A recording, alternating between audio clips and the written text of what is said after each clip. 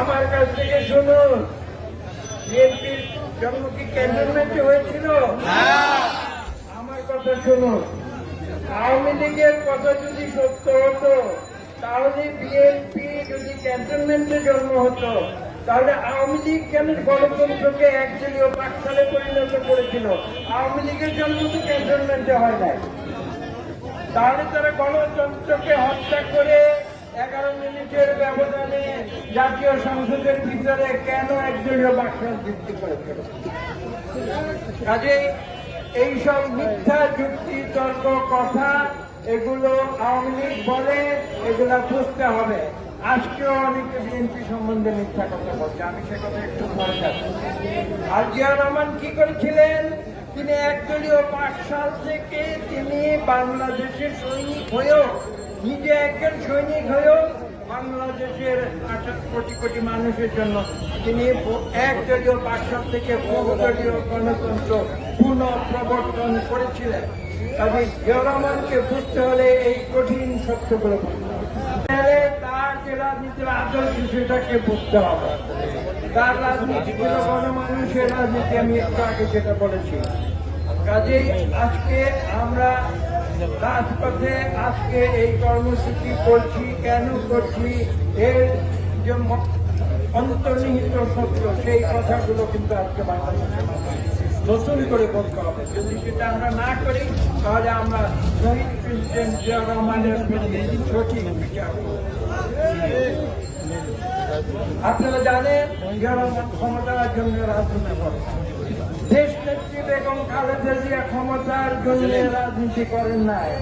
তিনি, আপনারা জানেন, 1996 সালে আমাদের পর্যটকের সামনে রাজপথে মিটিং করে তিনি সেদিন প্রধানমন্ত্রী ছিলেন। তিনি সেই প্রধানমন্ত্রীর পদ খেলা করে তিনি রাজপথে ছুড়ে ফেলে দিয়ে বলছিলাম যে আমার প্রধানমন্ত্রীর পদ দরকার নেই, জনগণের ইচ্ছা আমার কাছে বড়। জনগণ যদি কেয়ারটেকার সরকার চায় আমি কেয়ারটেকার সরকার, এবং তিনি দিয়েছিলেন কেয়ারটেকার সরকার। এবং মজার কথা হলো যে আওয়ামী লীগ দাবি করে তারা নাকি কেয়ারটেকার সরকারের আন্দোলন করেছিল, তারা পরে সংসদে গিয়ে আমাদের সংবিধান থেকে মুছে দিয়ে। কাজে এই কঠিন সত্য কথাগুলো বাংলাদেশের মানুষকে বারবার স্মরণ করিয়ে দিতে হবে। বিগত 15 বছর আওয়ামী লীগের স্বৈরাচারী শাসনে আজকে এখানে যারা বিএনপি আছেন কার উপরে জুলুম হয় নাই?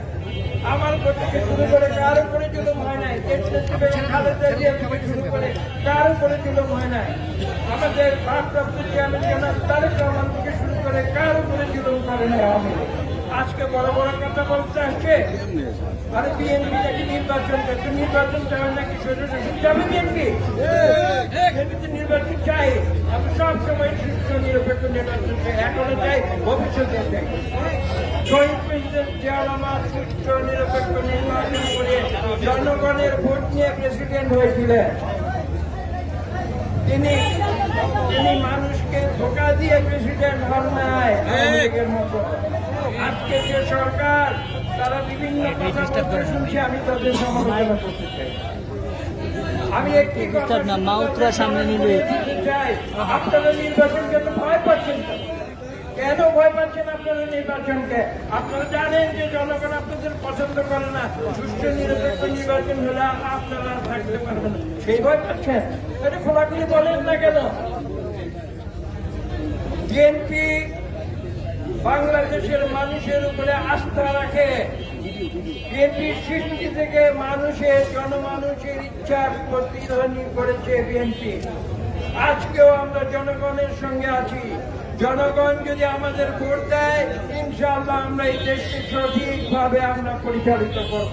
দেখি আমাদের যে বেশি সংস্কার কে করতে পারে। আজকে যারা সংস্কারের ক্রিয়া হচ্ছে তারা বাংলাদেশের সংস্কারের বুঝে কি, আমি সেই প্রশ্ন করতে চাই।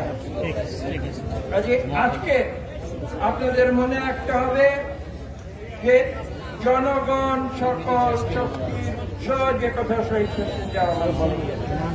আজকে তার শাহাদত বার্ষিকীতে আমরা সেই কথা স্মরণ করে আমরা মানুষের সেবায় আমরা আত্মদান, নিজেদের আমাদের জীবন এবং রাজনীতি জনগণের সেবায় আমরা আত্মদান করে যাব। আসুন আজকে এই শাহাদত বার্ষিকীতে আমরা সেই শপথ গ্রহণ করি সকল।